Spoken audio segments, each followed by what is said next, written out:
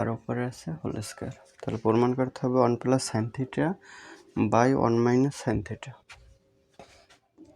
তাহলে ট্যান থিটাকে ভাঙা যায় sine theta by cos theta, plus sec থিটাকে ভাঙা যায় 1 বাই কস থিটা, তার উপরে হোল স্কয়ার। লসাগু হয় কস থিটা, উপরে sine theta plus 1। Cos theta লসাগু 1, আর সাইন থিটা দিয়া মানে এই জায়গায় কি কস থিটা হর, তাহলে হর দিয়া লসাগুকে ভাগ করলে পাই 1 দিয়ে সাইন থিটারে গুণ করলে সাইন থিটা এই প্লাস প্লাস, আর কস থিটা দিয়ে কস থিটাকে ভাগ করলে 1 দিয়ে 1কে গুণ করলে 1। তাহলে sine theta plus 1 whole square, আর নিচে থাকে কস স্কয়ার থিটা, মানে এই স্কয়ারটা উপরেরটার সাথেও আছে নিচেরটার সাথেও আছে।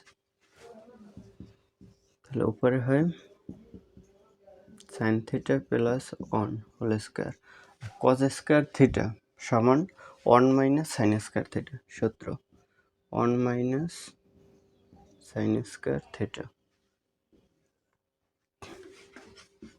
সমান, তাহলে sine theta plus 1 whole square মানে এটা আছে কয়বার, 2 বার, স্কয়ার মানে 2 বার আছে, sign theta plus 1 into sign theta plus 1, আর নিচে আছে 1 মাইনাস সাইন স্কয়ার থিটা। তাহলে 1কে যদি এ ধরি অথবা 1 এর উপর স্কয়ার দিলে একই কথা, মানে 1 square minus sine square theta বলা যায়। এই কারণে 1কে যদি এ ধরি তার মানে A square minus B square, sine থিটাকে বি ধরলে তাহলে A square minus B plus sine theta 1 minus sine theta. তাহলে সাইন থিটা প্লাস আর 1 প্লাস সাইন থিটা একই কথা, তাহলে এই দুইটা বাদ যায়, তাহলে থাকে sine theta plus 1 minus sine theta. তাহলে রাইট হ্যান্ড সাইড বলছে